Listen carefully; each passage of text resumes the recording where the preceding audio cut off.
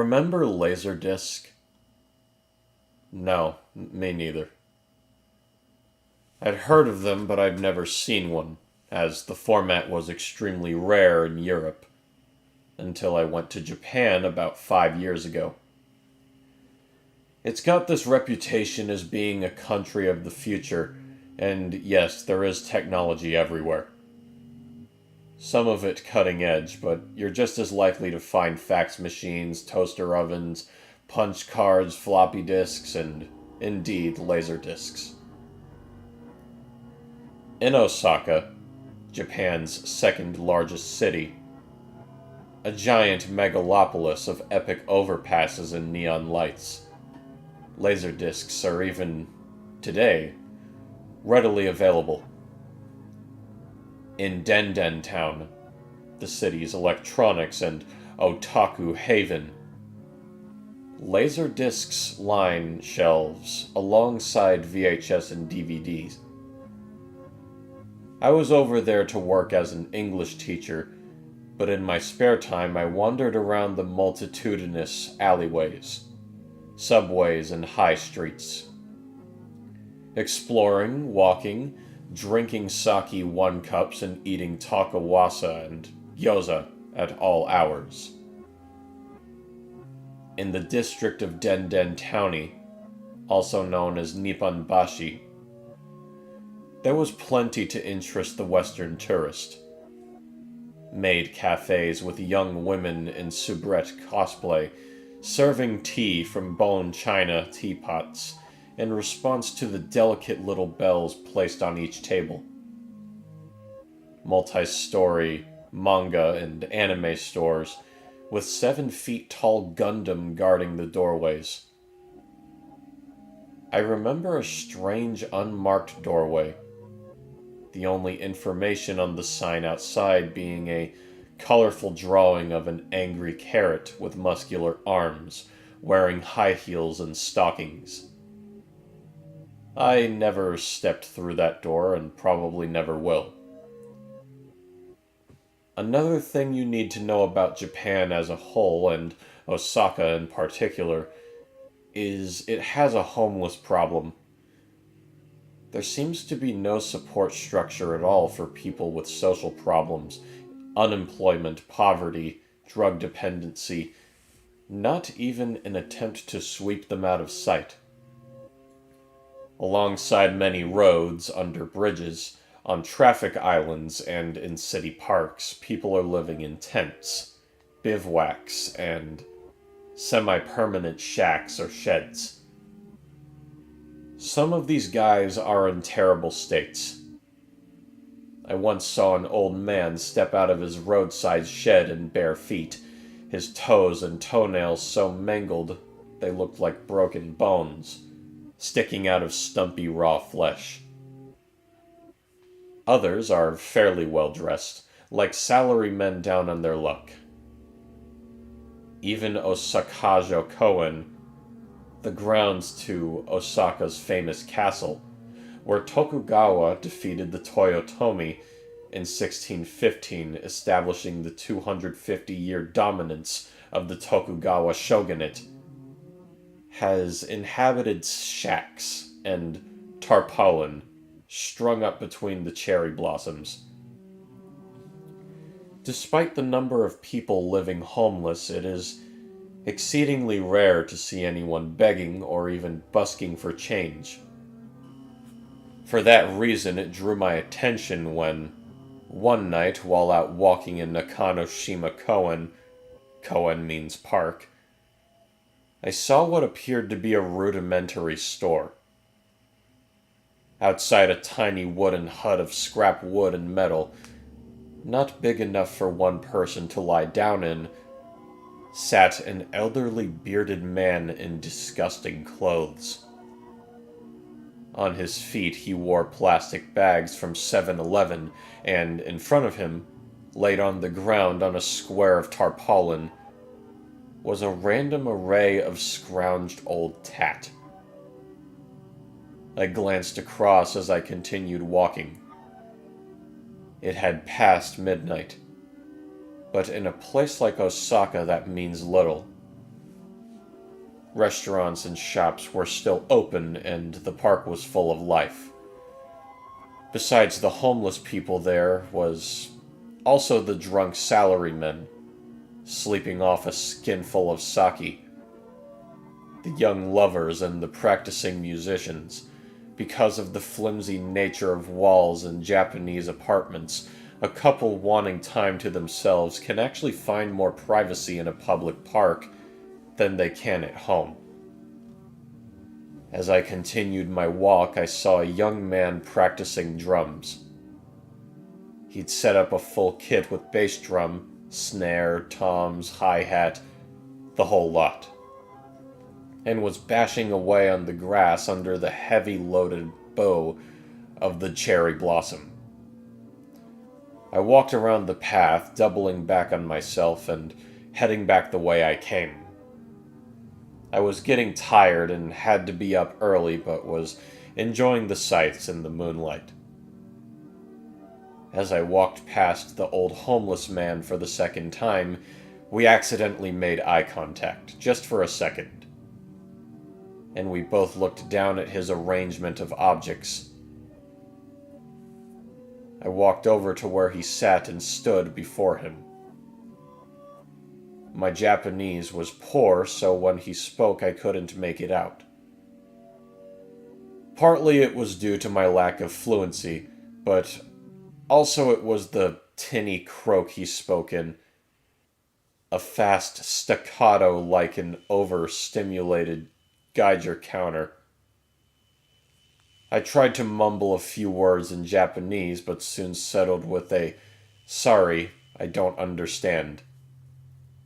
"Sale! Cheap," he said, and pointed to one item which appeared to be a bundle of short electrical cables with the 2 pin plugs still attached. The appliances they once serviced were nowhere to be seen. "Yohakuen." 500 yen, I figured. About $5 American, £2 and 50 pence British. He pointed to another item, a rubber Anpan Man doll's head, which looked like it had been run over by a car. "Yohakuen." A stained, wrinkled softcore porn magazine. The cover star, a young Japanese lady. A girl, really, with painted lips and a black bikini. "Yohakuen." A hubcap from a Toyota. "Yohakuen." A carrier bag, 7-Eleven, containing a small pile of partially smoked cigarettes. "Yohakuen." A dead bird. "Yohakuen, this is so boring. Oh my god." A sodden pair of trousers looking like they had been recently fished out of one of Osaka's many rivers. "Yohakuen." A 12-inch by 12-inch cardboard square sleeve with a disc inside. "Yohakuen." Oh my god. I bent to get a closer look. The cardboard had once been white, but had clearly been soaked and dried out once or twice, and stored in damp conditions. It was wrinkled and peeled and scuffed with filth. In a corner I could make out the image of 3 eggs in a line. The NHK initials written across them. The logo for Japan's public broadcasting station. I picked it up and turned it over. On the back was some faded handwritten kanji, which I had no chance of deciphering, and the katakana, ALF. I tipped the sleeve sideways to let the disc slip out into my hand, and up to that point I had expected to see the shiny blackness of vinyl. Instead, I saw the silver of Laserdisc catching the streetlight, shimmering veins of electric blue like motor oil on water. Even so, there was significant scratching in the odd patch where the aluminum surface had peeled, revealing the plastic beneath. I didn't know what the disc was, and wasn't convinced it would play at all. But it was significantly curious, and the old guy obviously needed the money. I paid him a 500 yen coin and thanked him too politely. Thank you. Domo arigato gozaimasu. I don't even care about doing voices for these characters right now. He bowed his head a little, and I set off walking, the laser disc tucked under my arm.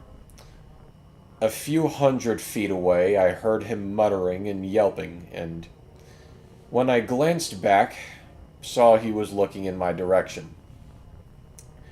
I couldn't understand any of what he said, and the wind blew gently, taking his words away into treetops and high-rise apartment blocks and the light-polluted night sky. 2.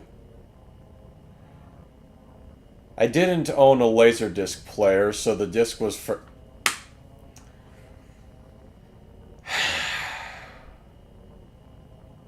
You're fucking kidding me?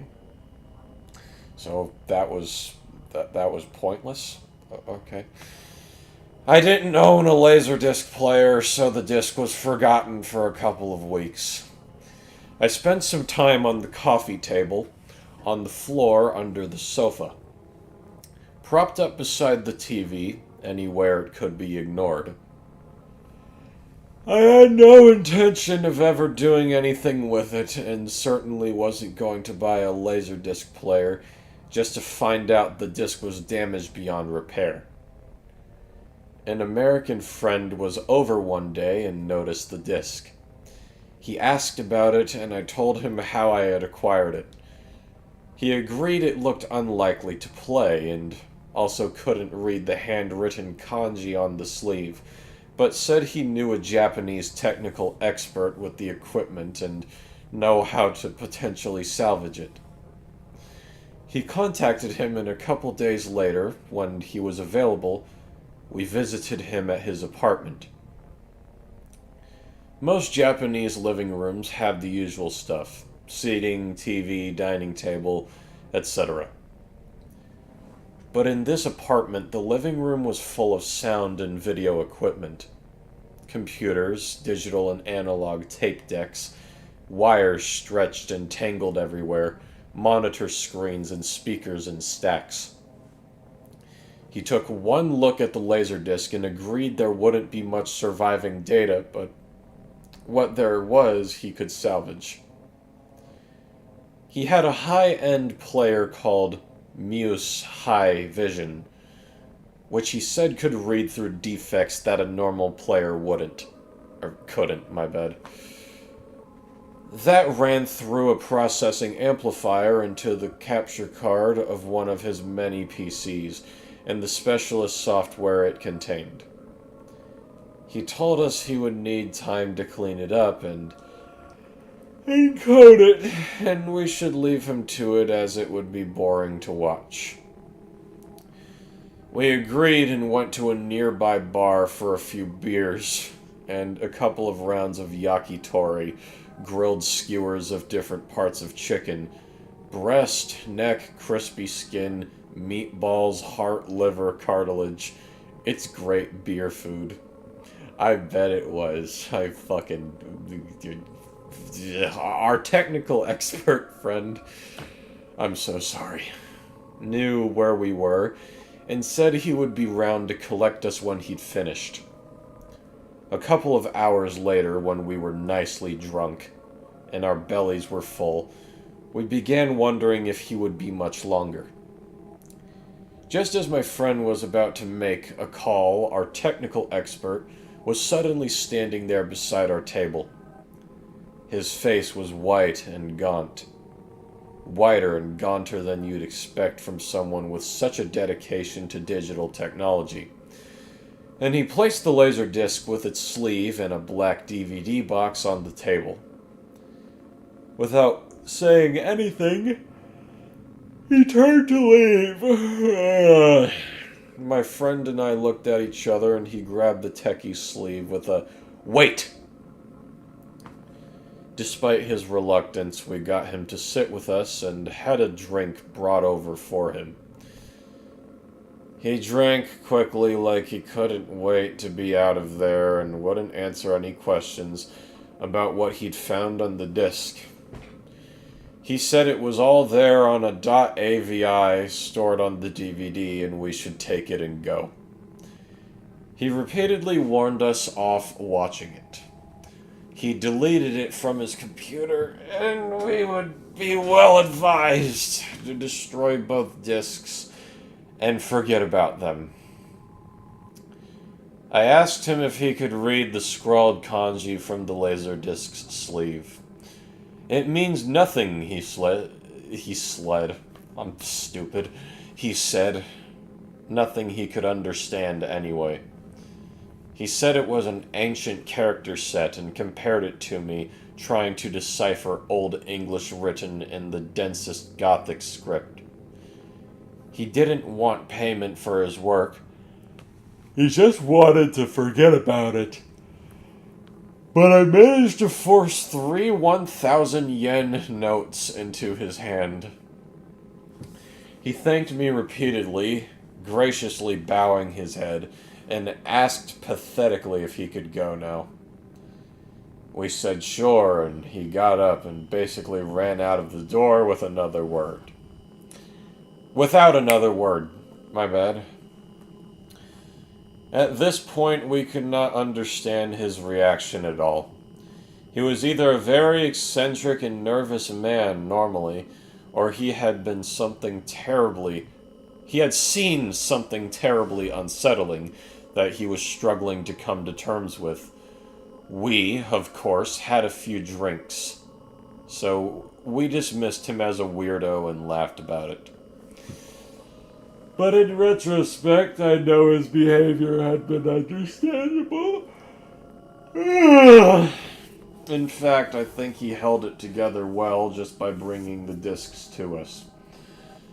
Had I been in his position, I may have disappeared from contact, turned off my phone, and ignored the doorbell until we went away. I may have called the police and reported us for suspicion of committing insane and terrible crimes. I may have babbled and drooled my way into a secure mental institute where I could bang my head against soft walls until I died, old and alone, except for the insects in my mind and under my skin. What the fuck are you talking about?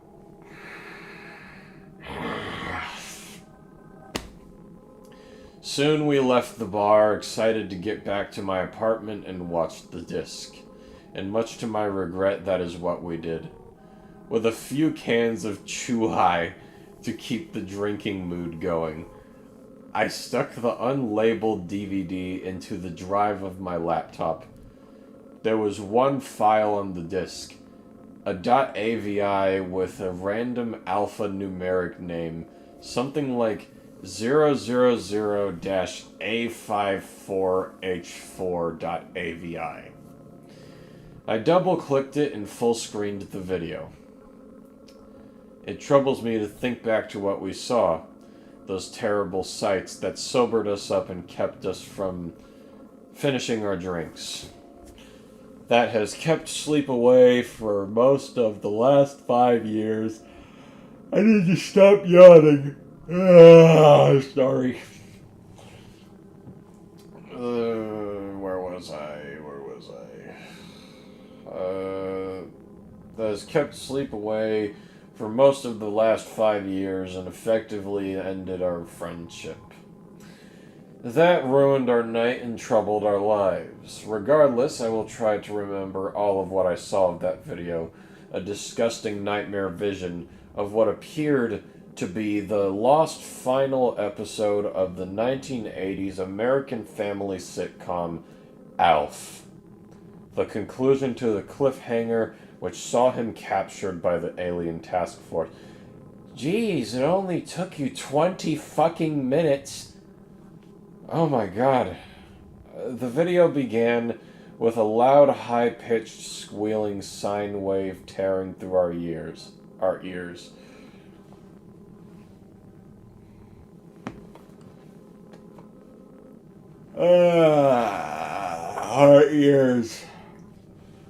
On screen was a test card pattern, vertical bands of bright color at the top half, blocks of black, white, and gray at the bottom.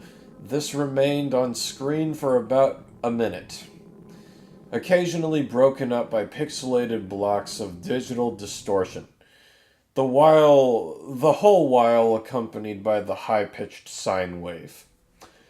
Suddenly nothing. Black screen and silence. After a wait, which felt like minutes but could just as easily have been seconds, the screen flickered like an old video cassette, presumably from an earlier analog to digital transfer.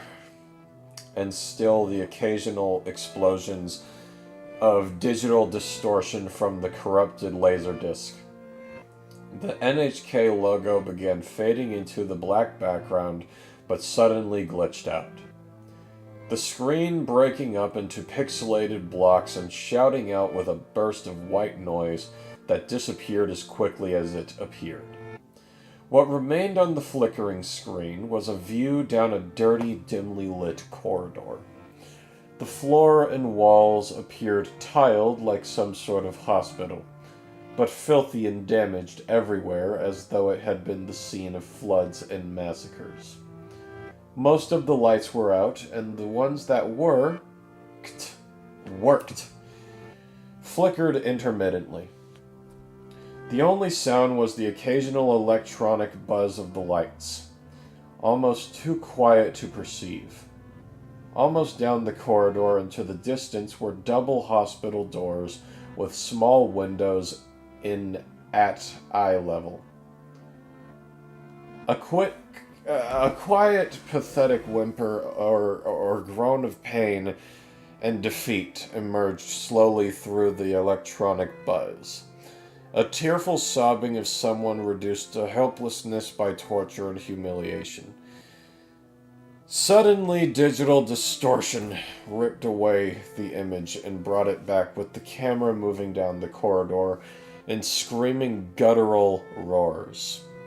Someone in one of the rooms was evidently being subjected to an heinous ordeal, with which words could not express, only the scream of anesthetized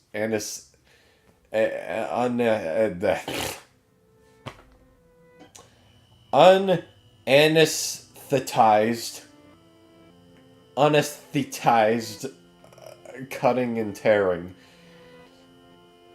Up until this point, we had been fairly good-humored about the video, but something about the screaming and sobbing unsettled us.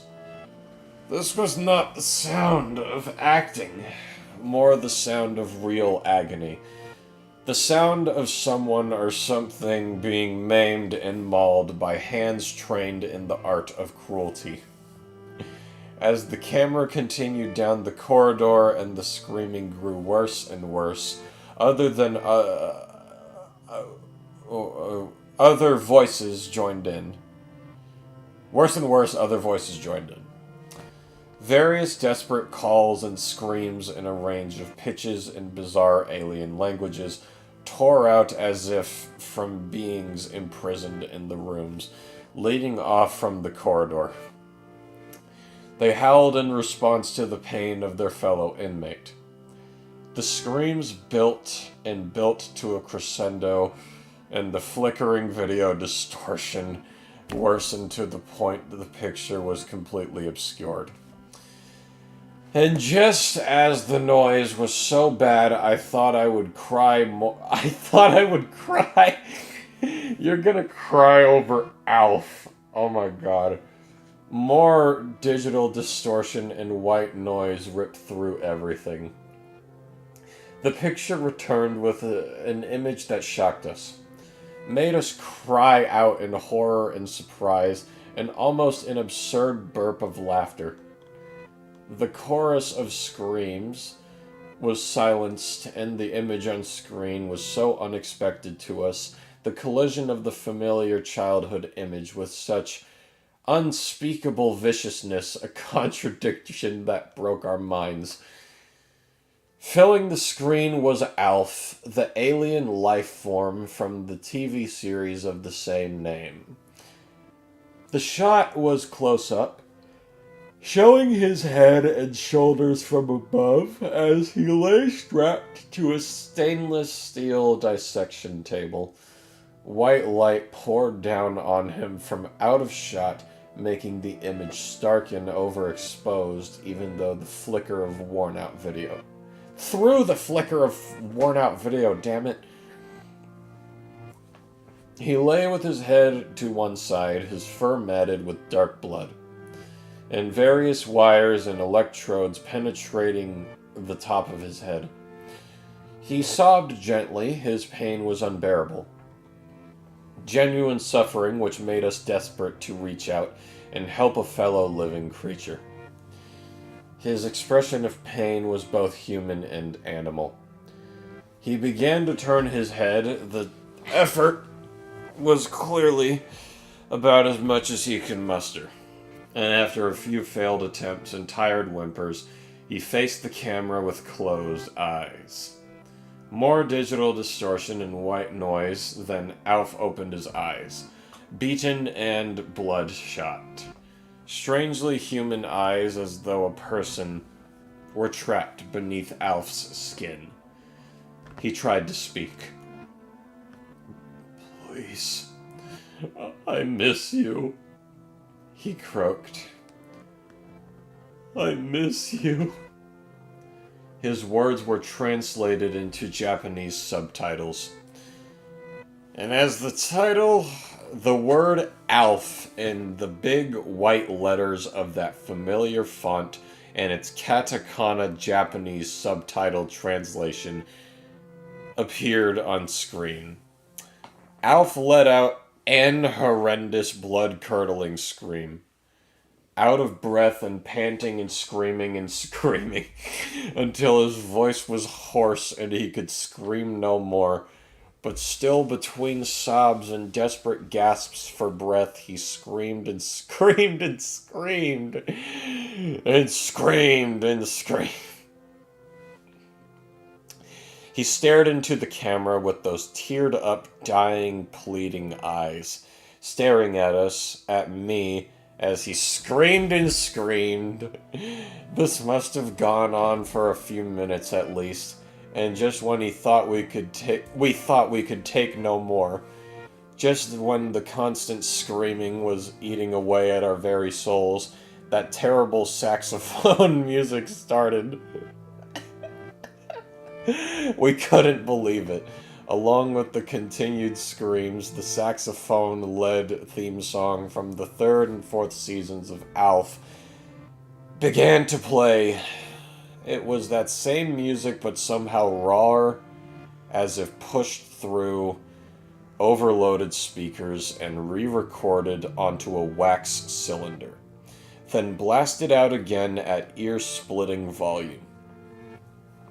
And between interspersed cuts of jolly scenes from the past, shots of the Tanner family, credits starring Max Wright and Anne Shadeen, and random rips of analog and digital distortion increasing in severity all the time, were images of terrible torture.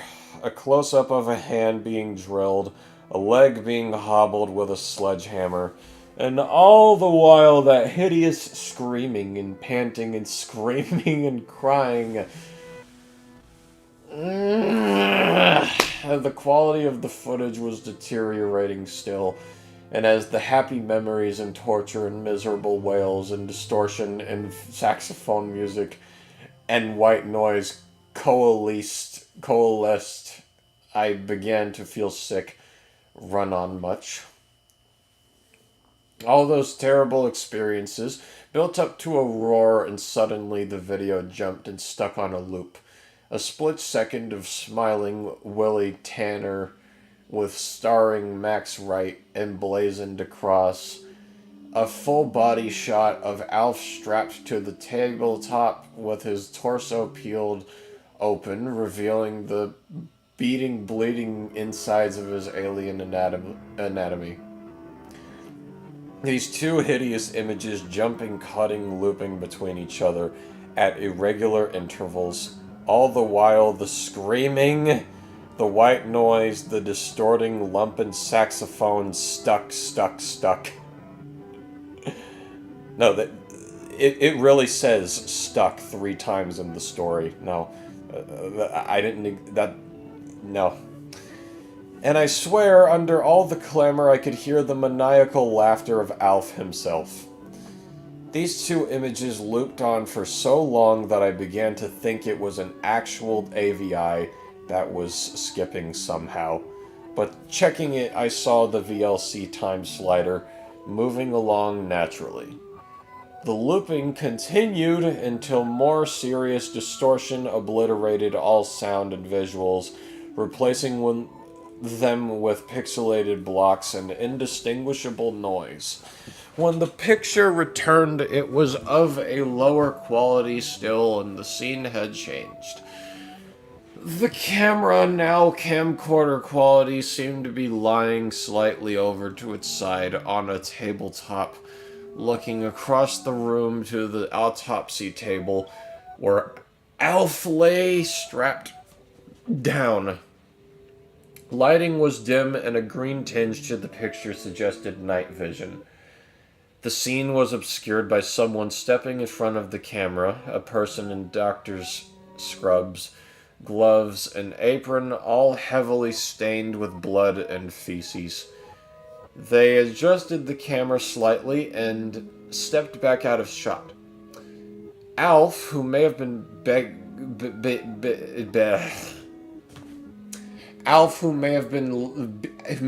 been lying unconscious, seemed to come to and begin mumbling and whimpering and begging, "No, no, please no," his head moving side to side slightly.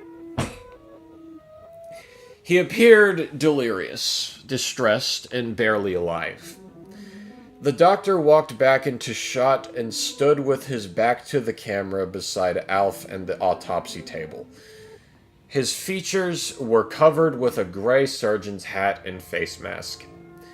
He stood over Alf, looking down on him, and appeared to be talking. "We couldn't hear a word," he said. Just the occasional calm consonant penetrating through Alf's sobbing and pleading, and the slight movements of head and shoulders. The scene remained unchanged except for the persistent random interference of distortion for maybe 5 minutes. 5 minutes of inaudible calm speech. Unchanged except for occasional sudden jump cuts to the smiling faces of Kate, Lynn, and Brian Tanner, who seemed to be looking on in curious glee. It was as though the surgeon, the torturer, was explaining matter-of-factly exactly what he was going to be doing to Alf. The sobbing and pleading continued throughout, then a brief flash of distortion and white noise leading suddenly to blackness. I don't know how long the blackness here lasted. It may not even have been on the video. Perhaps I passed out momentarily, or shock has just left a blank hole in my memory. Whatever really happened when the picture came back, the scene had changed yet again.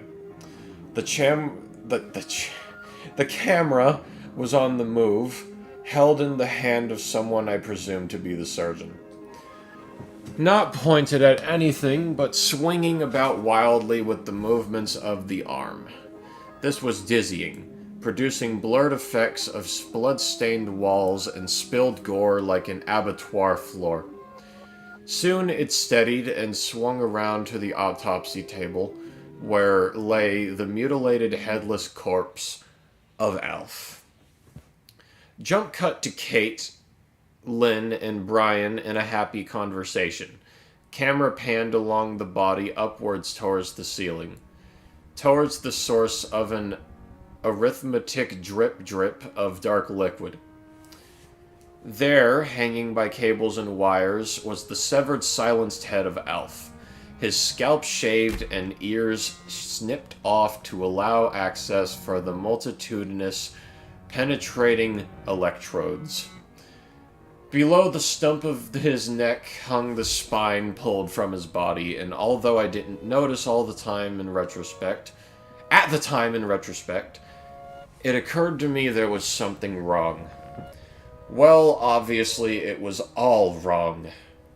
I mean, there was something not as you'd expect about the spine. Rather than doing the repeating structure of small separate vertebrae, the spine began at the neck as two long, thin, parallel bones which ran half the length, and terminating at a joint where they connected to a single, thicker bone running down the rest of the way. Thinking back, I have become convinced over time that Alf's spine was not a spine, but the bones I saw were the radius, ulna, and humerus of a human arm.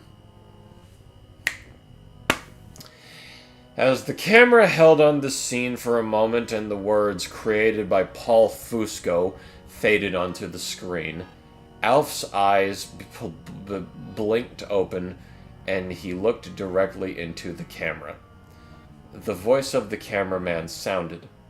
The voice of the surgeon, the voice of Willie Tanner saying, "Good morning, Alf." Alf screamed. Alf screamed a scream of guttural anguish, and the credit sequence rolled. Humorous pictures of Alf drinking from the toilet, trying on glasses, peeking through the blinds, wearing headphones, all that stuff. But instead of the theme tune playing, was just that screaming, desperate panting and crying. 3. Immediately as the video ended, I turned and was sick over the arm of the sofa and onto the wall. Sick and sick again. I rested against the arm, trying to recover my strength for a minute or two, and eventually looked over at my friend. He sat motionless, mouth clamped shut and eyes wide open and empty. Hands held out in what could have been a shrug or begging or even praying. I called his name and got no response. I shook him by the knee, then the shoulder, and called his name again and again. Suddenly he snapped out of it, and a bit of life came back into his eyes. Just a bit. He looked around the room as if wondering where he was, and over to me. We looked at each other, shocked and disbelieving, and I felt the rise of more vomiting. I rushed to the toilet and heaved and spat and sobbed through my mouth and nose. As this was going on, I heard the front door close. When I came out of the bathroom, my friend had gone, so had the Laserdisc, and so had the DVD from the laptop. The disc tray was open and VLC was open on the desktop, but the file was gone. Had I wanted to play it again, which I definitely did not, I wouldn't have been able to. After I had cleaned up my vomit, I failed to contract my friend. He wasn't answering his phone. I went to bed and failed to sleep. I lay for hours staring at the ceiling with terrible images running through my mind. At one point, I thought I heard a voice somewhere in the apartment and managed to buck up the courage to investigate and find nobody. I returned to bed with the lights on and drifted off eventually to fits of terrible, indefinable nightmares. I woke up wet with my own urine. Awesome. I can't remember ever having done this before. I didn't see or hear from my friend again, and over time grew more disinclined to contact him.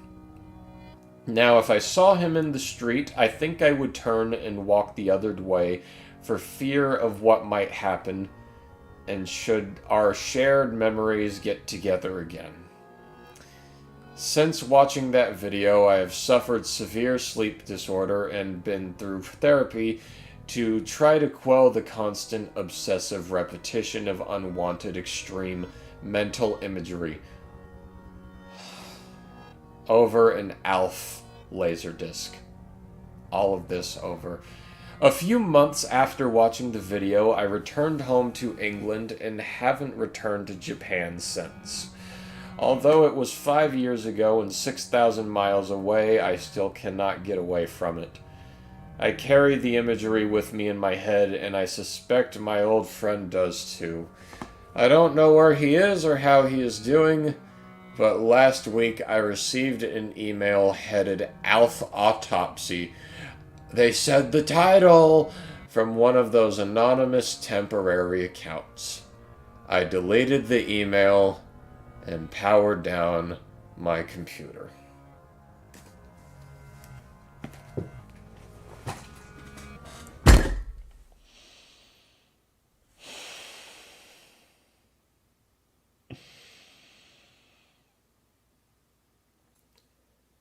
This was ALF Autopsy, written by Zibuwamu. I have heard an astounding amount of reviewers and commenters say that this story is either good, underrated, or simply it's mediocre, but it has good build-up. To me, this was so boring that not only did it make me more and more tired as I read, but at the same time, when I reached the part with the park scene,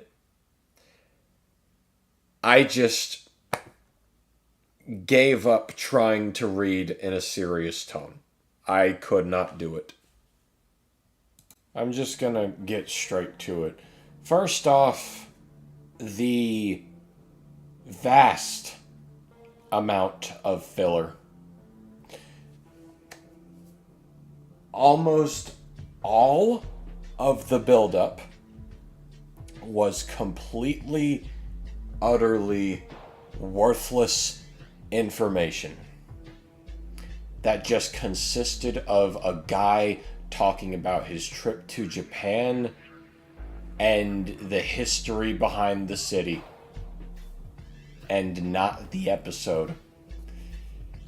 It went like, I did this, I went to this place, I saw that thing, I saw this thing, I went to the park, I saw a guy playing the drums. And then you finally get to how he finds the Laserdisc. And it's like, oh, you have to get through a whole list of items that the homeless guy is selling first, in detail. And then he finally buys the Laserdisc. And then he just somehow, I don't know how, because Laserdiscs are big, somehow he realizes he does not have one. He does not have a Laserdisc player. And then you gotta sit through more time of it being converted. So much filler. So much unneeded filler. It takes over 20 minutes just to reach Alf himself. In the episode. And that's another problem I have, is the episode itself. Before you get to see Alf, you have to slowly trudge through a camera panning down a hallway while the protagonist in terrible prose is repeatedly talking about how scared he is by the screaming. And then you finally see Alf, And then next thing you know it, doctor walks in, next scene, his head is on a hook. And then the doctor walks back in, "Good morning, Alf." And then it ends. You could have easily dumbed that down to 5 minutes, maybe 8 if you wanted some extra attention to the details of the environment. But no, it drags on and on and on and on and on, just like the buildup. And even then, throughout, you have to listen to the protagonist talk about how bad the noise is over and over and over. I heard screaming.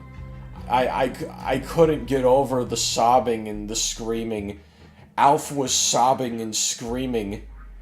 The sobbing and screaming was so bad I could cry. I heard screaming and screaming and screaming and scream. We get it. You don't have to incessantly repeat what you are hearing. We get it. We would have gotten it from 1 or 2 sentences containing the word screaming. But it's just repeated over and over and over and over again. And finally, you've got... Oh wait, there is another thing I wanted to mention. The part with the "Good morning, Alf." I think that could be reworked into something genuinely interesting, because that's supposed to imply that Alf had to put up with so much torture for the past several days, weeks even. You could have left us on the whole mystery of what exactly this government agency was looking for in Alf. And why he had to go through this torture so badly. But no, it's wasted on a bunch of colorless imagery and sound. That's it. There's an idea there, but it's obscured by a bunch of fluff and sand. And last, but certainly not least, every main character in this story is an idiot. One of the protagonist's friends is willing to just end their friendship over a fucking Alf bootleg. Another one is just like, oh, for absolutely no reason, I'm going to steal the disc and run out of your house. And lest we forget, the protagonist somehow forgetting what a laser disc is, despite holding it in his hand. He just forgets conveniently that he does not have a laser disc. I can't get over that. How do you forget that? But yeah, that was horrible. That's like a 1. Between a 1 and a 1.5. I can't do this anymore. To Zibuamu, if you come across my review, please know that I am simply criticizing your work and not you as a person. I'm sure over the years you've improved tenfold on your writing style. And as I always say, with that being said, simply my own personal opinion. We all have our opinions regarding these pastas. What did you think of the pasta? What would you have done to improve upon it? And I'll see you all in the next narration or whatever video is next. I love you all. Bless. I'm going to sleep. Good night.